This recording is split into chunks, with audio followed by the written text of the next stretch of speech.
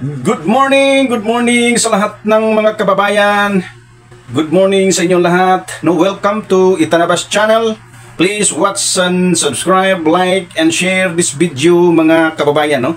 Dahil napaka-inspiring na panoorin itong video patungkol sa resulta sa drug test ng ating butihing Pangulong Ferdinand Bongbong Marcos.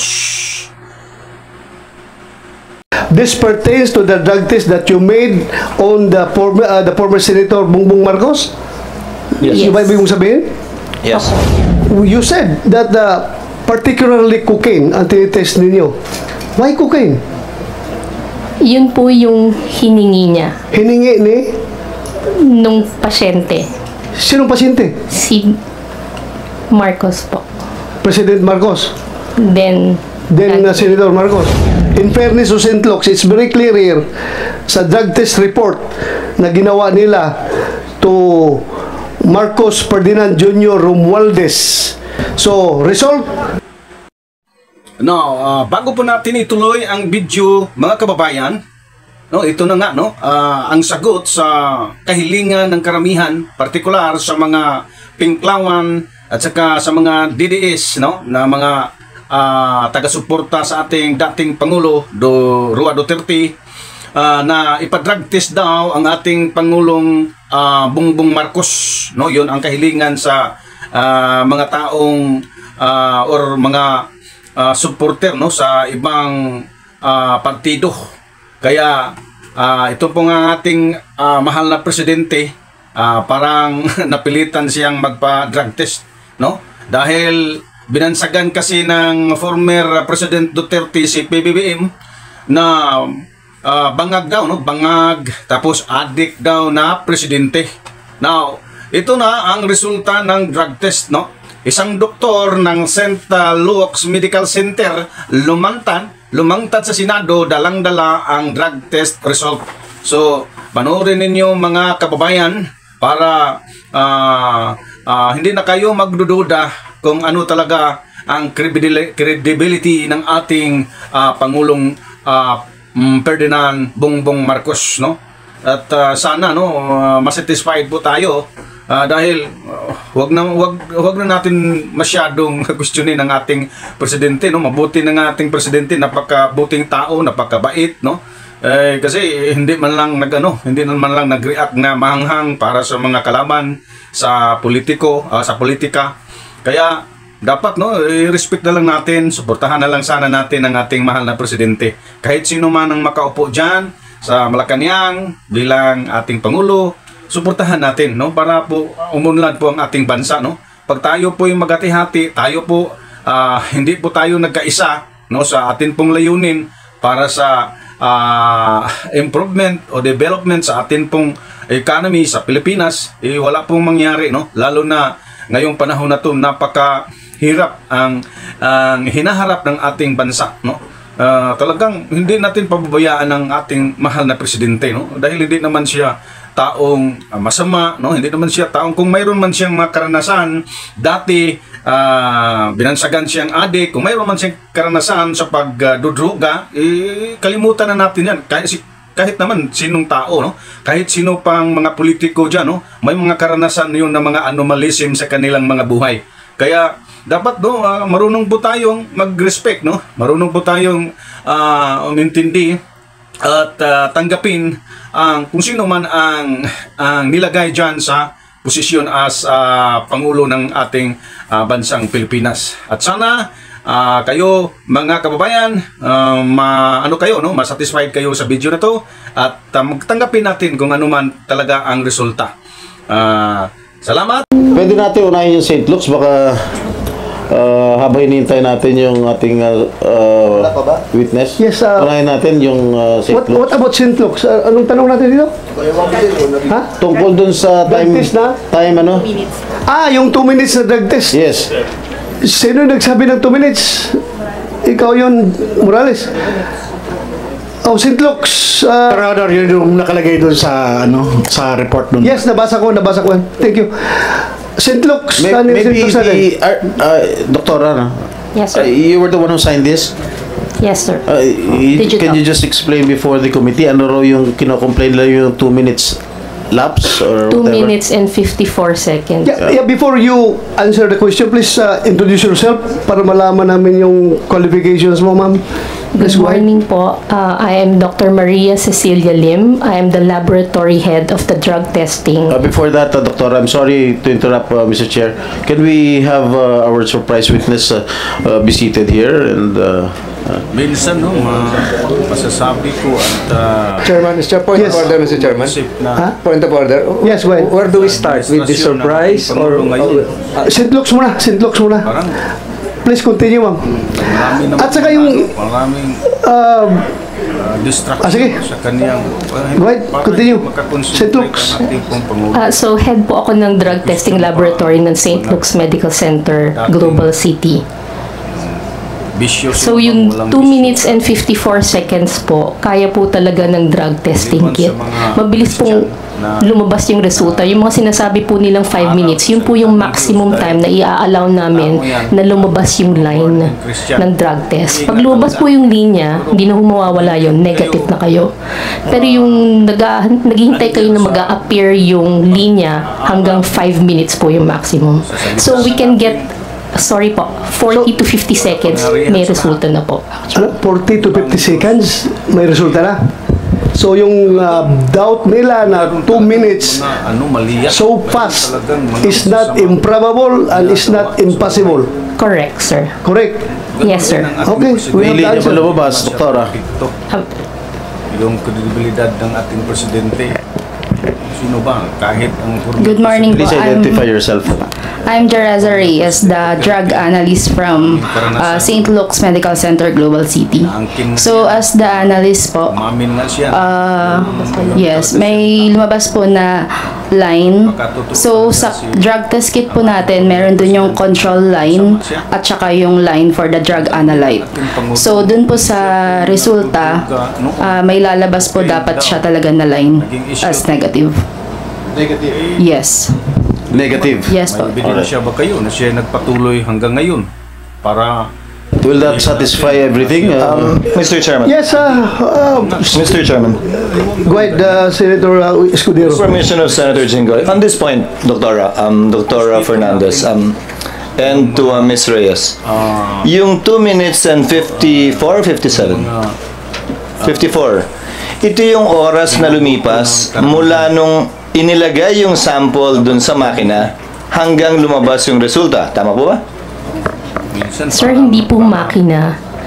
Ito po ay drug test kit na para pong pregnancy test kit or para parang ginaganon yung ka na. COVID. Hindi naman po. Ida-drop mo lang yung urine sa one end, tapos hihintayin mo na lang siya. So, wala hindi po ito, makina. hindi ito yung kabuoang proseso ng kinuha yung urine na 2 minutes lang. Yung transaction time po is the specimen collection. So, pag abot po nung sample, tapos gagawin na niya. At yung rule ng DOH, hindi pwedeng lumampas ng, Wala pong rule ng DOH. hindi pwedeng mas mabilis kesa, ano yung 5 minutong binabangit niyo po kanina? Yung drug test kit po na ginagamit namin, hanggang 5 minutes po, pwede niyong basahin. naman yun. Now, I remember the press con of then Executive Secretary, no, he was not yet Executive Secretary at that time. He was about to be Vic Rodriguez. Sabi niya, tinest daw po sa lahat ng uri ng droga. Ano-ano pong klase ng droga tinest o lahat po ba kasama? Kanino po? Kay Yung test po na ginawa ninyo, cocaine lang po ang pinagawa. cocaine lang po ang pinagawa. Opo, Hindi po kasama ang iba. hindi po. Yung resultang yun po ba isinapubliko? Ano? Yun lang. Ano daw? I saw it on GMA, read it on in the papers. The results of the drug test. Respectful. Is what? If I may Nanggaling answer, po sa amin? if I may answer, Senator Cheese, this was widely publicized in 2021, if I may recall, if my memory serves me right. So it was publicized, Sino ma'am. naman, no, nasa pwesto, nasa posisyon. It didn't come from St. Luke's. It We do came not from know. the person tested. Senator Chis, yung drug test na ito na pinag-uusapan na ito, yung sinabi ni Executive Secretary Rodriguez, this pertains to the drug test that you made on the former Senator Bongbong Marcos? Pang, Yes. Yung ba ibig mong sabihin? sa kanya. Yes. Opo. Yan yun? Wawa naman. Opo. Tao rin So, siya eh. you said that particularly cocaine ang tinitest ninyo. Why cocaine? Yun po yung hiningi niya Hiningi ni? Pamilya ni nung pasyente. ating presidente. Sinong pasyente? Si Tahimik eh. Marcos po. President Marcos. Then, Payo ko Then sa Senator Marcos. Yun ang gusto niyang hingin about cocaine. yun po lang ang So, hiningi niya. your laboratory is capable of tracing cocaine residues doon sa ihi ng pasyente. Yes po. nangangawan So, iba yung ginagamit nyo sa cocaine, iba yung ginagamit nyo sa Cebu. kita naman yun. Iba rin gagamitin ninyo sa marijuana. This guys. Am I correct? Hindi naman yun ano. Opo. Pero kung ako walk-in lang ako, pupunta ako doon sa iyo, I want a drug test. Anong gagamitin ninyo? Kung ano pong hihingin nyo. Oh, may ganun ba na hingin? Kasi lahat ng tao dito sa Pilipinas magpa-drug test. Hindi ba nagtatanong na i-test nyo ako sa cocaine? I-test niyo ako sa Cebu? I-test niyo ako sa marijuana? Wala. Pupunta ako sa inyo, magpa-drug test para pag mag-negative, dalhin ko yung dokumento, nag-apply ako ng trabaho. Yun lang naman ang ginagawa natin. Hindi naman kami nag-request sa inyo ng i-test niyo ako sa cocaine. I-test niyo ako sa Cebu. I-test niyo ako sa marijuana. Hindi pupunta ako sa inyo. Please, conduct drug test. Oh, negative. Salamat. Dahil ko ito sa in-applyan ko ng trabaho. Oh, wala ako negative ako. Nahirapan na. Bakit in-specify na cocaine? Okay na naman yung mahirap. Hindi. Sure ka? Natin eh. Usually po Cocaine kasi, Tayo lang ang hiningi ng pasyente ng panahon na yun? opo. Mr. Chairman. Okay. Mr. Chairman. Thank you. Go ahead, Senator Chis. Since you are PNP chief and we have a lot of police officers here, tayo no na pag nag-a-apply ako para sa LTAP o permit to carry, required po ako mag-drug test. Di po ba? tayo po Yung drug test po na nire-require ninyo, medyo yung po ba ay para sa lahat din dahan ng tao, dandahan lang. ng uri ng droga?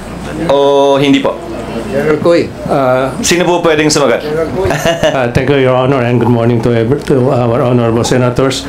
Yung requirement for drug test, these are one of the requirements for people applying for driver's license, permit to carry firearms, yung ating license to own and possess firearms. Meron din pong required random testing for maliliit na issue. secondary and collegiate level student. Random testing Ang tinatanong ko po yung nag-a-apply para sa permit to carry firearms. Yes, kailangan po yun. Kailangan po na Lahat po ba ng droga tinetest?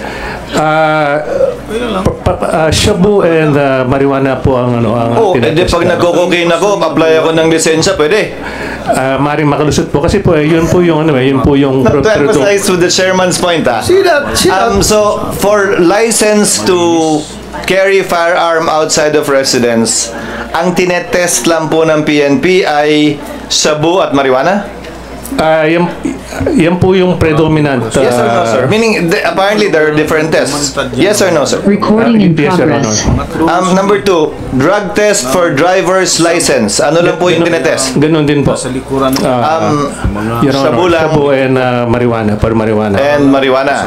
So yan po yung nire-require ng gobyerno sa mga pagkakataong nire-require ang drug test.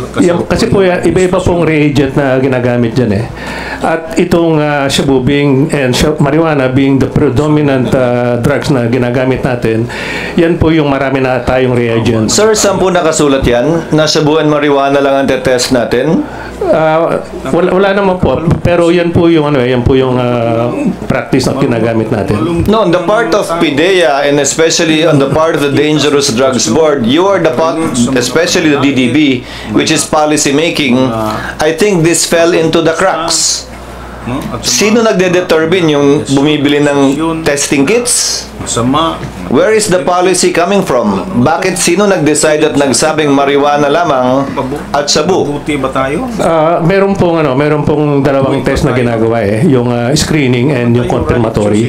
Pag nag-positive po yung sa first screening, ito po yung isa subject for confirmatory at Sir, dito po malalaman. Sir, I agree, sir. But my question is, where is it written Naging righteous na pag drug test required by government, whether for driver's license or for permit to carry firearm outside of residence, you only test for these two prohibited drugs? San po nakasulat yon? Sino nagbaba ng polisiyang yon? Sino nagdesisyon po nun? O nagkataon lang? Nakasanayan lang? Wala pong ganong policy. Ganun lang, yan lang po yung ginagawa siguro po dahil sa additional expenses kung gagamit pa ng reagent. Pero yun nga po, doon sa secondary testing po, doon sa confirmatory testing, dito po malalaman kung anong drugs yung na-detect doon sa initial screening. Perhaps there is another gap the good chairman and the committee can look into, Mr. Chairman. Why is it that it's only only the test for shabu and marijuana is being used? Because clearly shabu and marijuana would be called the poor man's addictive drug, while cocaine would be the richer man's addictive drug. So kahit pala sa testing, pinapaboran yung mayaman kumpara sa mahirap. Di ba dapat kung nagte-test tayo, gaya ng sinabi ni Senator Bato, lahat na. But the point I'm driving at, Mr. Chairman, is kung ang gobyerno namimili ng kung anong droga ang itetest, lalo naman siguro kung yung individual na magpapatest, kung anong babayaran niya. And I remember that time, I think this test was done in November, and issues were being raised with then candidate Bongbong Marcos that these issues were raised to against him, that allegedly he was a cocaine user. And that's why at that time they conducted these tests to answer in light of the political perhaps weather at that time, the issues being raised against him, although there is no legal requirement for a candidate to do a drug test. That was attempted at some point in time in our history to require a drug test, but the Supreme Court unfortunately struck it down as an additional requirement for elective office, which is not allowed under the Constitution. Unfortunately, sana nga ni-require yun, pero hindi. Sabi ng Korte Suprema, hindi pwede. Applying a higher standard, a less stricter standard insofar as running for public office is concerned. So I guess that answers the query of the chairman, and that reveals a loophole too insofar as the drug testing rules of the Philippine National Police, the PDEA, and the DDB is concerned. Thank you, Mr. Chair. Thank you, Senator Chis. So I presume that as a result of this inquiry in aid of legislation, this committee will propose a measure requiring all candidates to undergo drug test before they will be I know it's bawal according to our constitution. So pag mag-propose tayo, automatically hindi yan makakalusot because that's unconstitutional. Just to set the record straight, because people are listening to us right now.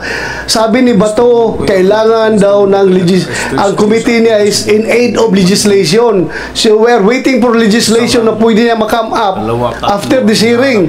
So kung mag-propose tayo ng ganong legislation requiring candidates to undergo drug test, sigurado according to Senator Chis Escudero, that's unconstitutional. So hindi talaga makalusot yan dito. So please, you are listening right now. Yan po ang explanation. But nothing prevents the chair and the committee from instructing the DDB from coming up with relevant policy as it is its job under the law. Yes. So far as the type of tests to be conducted whenever drug testing is required, as the case may be for the issuance of a driver's license or for the issuance of a permit to carry a firearm outside of residence or any other circumstance the executive branch may necessitate. Thank you. Pati yung random drug test, nag-random drug test tayo sa Senado. I'm also curious, Recording in progress. Test sa random drug test. Baka naman pili lang din. So again, I urge the DDB, come up with policy guidelines with respect to these things. Required and random drug test. Alam mo yung droga ite-test natin. Alam mo yung random drug test, Mr. Chair, Senator Chis Escudero, lalo na sa PNP, nung panahon na bata pa kami, ang random drug test, mahal yan kasi. Nung panahon, magastos talaga yan. Magpa-drug test ka ng maraming tao. Ang ginagawa ng mga commander namin, pinipili lang yun. Random ko, no, ha? Pero pinipili yung mga mukhang adik na pulis. Ikaw. mag-drug test ka. May mapupuno yan. Totoo ha, totoo ba? Just to, para hindi masayang ang resources ng gobyerno, talaga pinipili yung mga nabalitaan na gumagamit ng droga ng pulis. Ikaw, drug test ka. Ikaw, drug test ka. Random ito ha. Random, oh. Ingat kayo. Purposive sampling pala yun. Hindi pala random sampling. Purposive sampling. Ikaw kasi alam ko gumagamit ka. But going back to Supuntahan natin ang ating mga St. Luke's. In fairness to St. Luke's, it's very clear here sa drug test report na ginawa nila to Marcos Ferdinand Jr. Romualdez. Nakalagay dito ang pangalan. The result is drug metabolite is cocaine. So it's correct na cocaine talaga. So cocaine yung pinapatest niya. Yes po. Siya mismo ang volunteer na cocaine ang ipapatest. So result negative. Further questions? Bakit 2 minutes? Sabi niyo possible. Kayang-kaya 2 minutes. Yes po. Okay. So that's it. Thank you for your cooperation. Maraming salamat. Hindi ito imposible ha. Posible talaga. Yes po. Thank you. Thank you for that. Senator Jinggoy? Maybe we can excuse the doctors from St. Luke's already, since they have already answered our questions. So hanggang dito na lang tayo, no, mga kababayan ko. Dito na lang tayo at huwag kalimutan na mag-subscribe sa channel, Tanabas Channel, at mag-like, mag-share kung sa atin po na Tanabas Channel. God bless. To God be the glory.